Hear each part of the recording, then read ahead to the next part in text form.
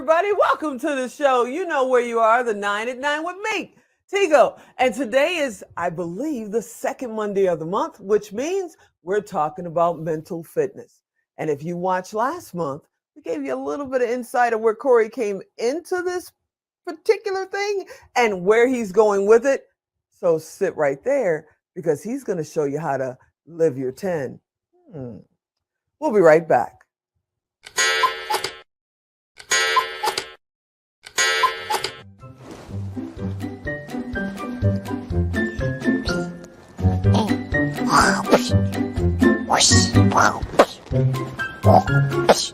Emmett, do you want to play with me? Yeah, I can't play right now. I'm doing show notes.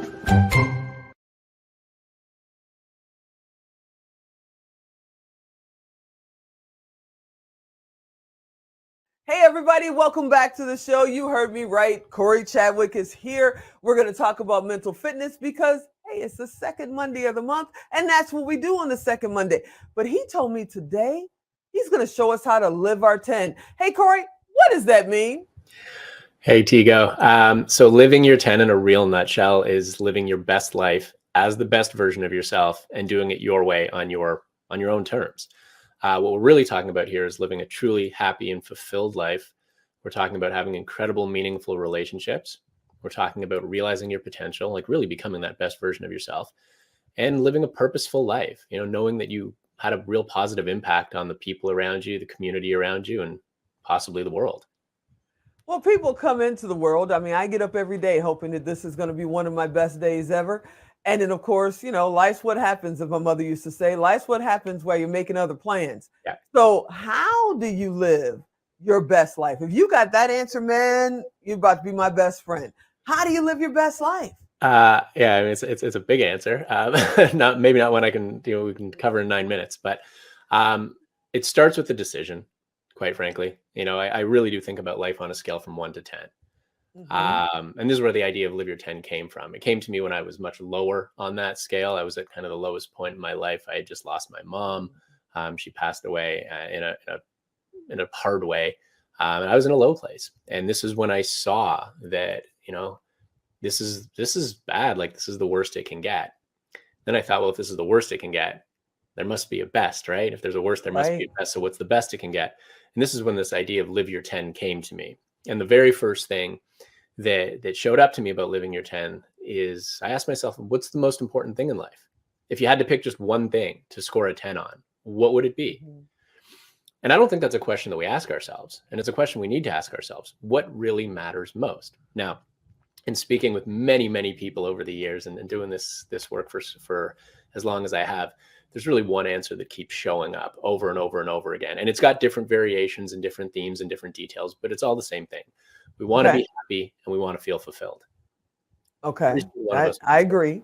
Right. Like, and the reason that we do the things that we do when we talk about health and relationships and the work that we do, it's all for that reason, that we want to be happy. We're hoping to be happy and we want to feel fulfilled. And I just want to say really quickly, those are different things. Happiness and fulfillment. Happiness is a very short-term, moment-to-moment type of thing. Fulfillment is more of a lasting, long-term sense of joy. And most don't have it. I mean, let's just talk about that. Most never get that far, Right. I don't think my father ever felt fulfilled, and he lived to 87. He had his happy moments, usually on a riverbank, catching bass or crappies. But I don't think he ever felt fulfilled. He was like, life's just something you do. That was him. So that's very interesting that you say that.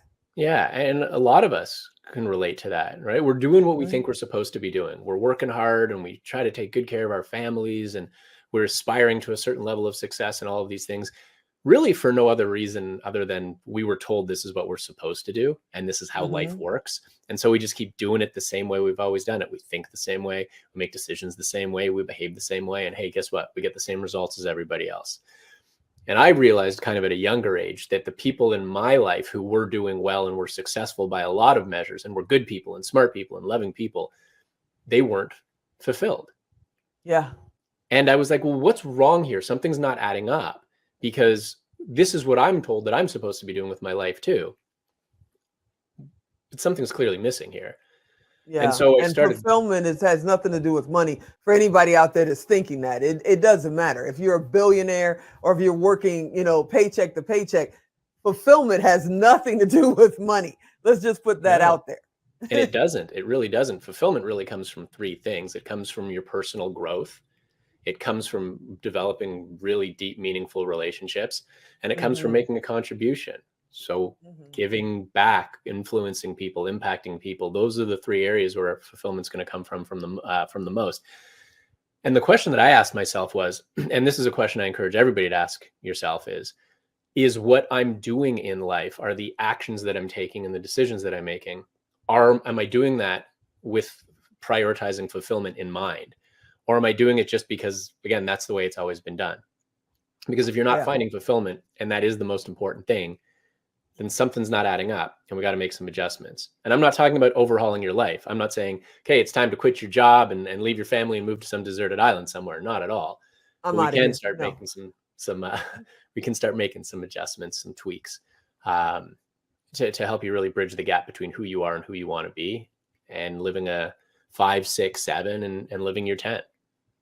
That's amazing. So let me ask you something, because in the earlier episode that we did for last month, you spoke about your childhood and growing up in mental illness. And for everybody out there watching, if you didn't see that episode, go back, go look, check it out, because it's something you definitely want to see and feel. You will feel it when he talks about it. But I got to ask you, usually when you're under the age of 25, you feel like you can, move mountains with your nose For and eat sure. nails and you're fine and you never have to worry about that kind of stuff. So, do you feel like that because of the situations that you went through, that you got the inside look at what life really is at a really early age, as opposed to like most of us who really don't take the blinders off until we're 40 and go, oh, that's what I'm supposed to be doing? Is Yeah. that how you feel about it? Yeah, very much. It's such a great question. So I got introduced to what I would call kind of more real life at a very early age. So I think we Hmm. talked last time about that brain virus that I had when I was 16. We talked about my mother's mental illness, and she Yeah. ended up taking her own life. Well, before that, I remember I think I was in the second grade and my parents split up for the first time. And you're like, whoa, like what happened to my like nice, lovely Yeah. little life here? Like my whole Hmm. world just got rocked. And what that showed me was that life has these different sides to it, and things do happen, and life can be hard. And you know what? It's not supposed to be easy. It's okay that it's hard. I like the challenge. I like that it's hard. If it's hard, it's worth doing, and it's worth doing right. And that doesn't mean life should be a struggle. It just means that it's challenging is a good thing. Um, and so, yeah, I mean, there's certainly times in my life where I felt invincible. I think when I had that brain virus, part of my getting through it was a little bit of a naive attitude that, like, nothing's actually going to happen to me, even though I could have easily died from it. Um, Wow. but yeah, I think getting that perspective early was important. Also, some things that were important is I learned to think differently early. Also, my father was a lawyer, very bright guy, and he would come home at dinner and he would sit me down and he would present me with a situation. He'd say, like, here's this legal situation, or here's this world issue, or this news topic, and he'd say, like, what do you think about this? And he'd really challenge me to think, and I think Oh, about my that's answer. awesome. Yeah, it was great. You know what? I loved My it. dad Like, talked about sports.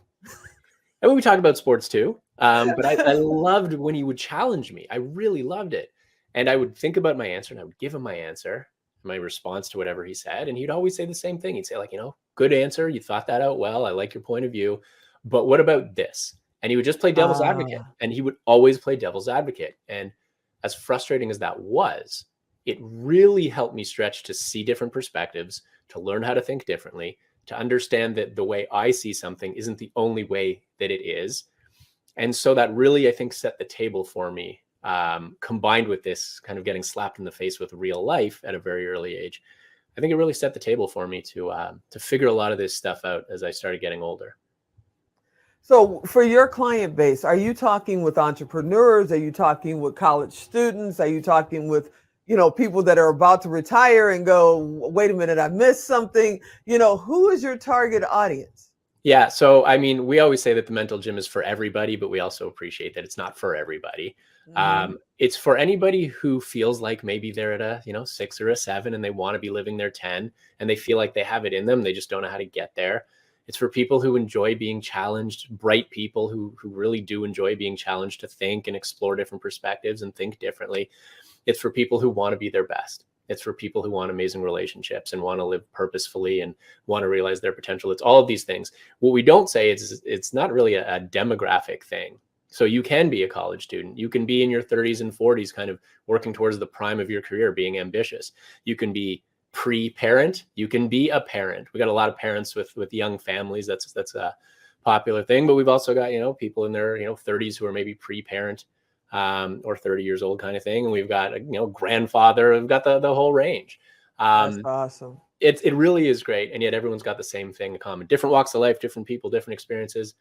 The thing they have in common is they don't want to live a 6 or a 7. They want to live their 10, and they want to be around other people who think the same way as they do.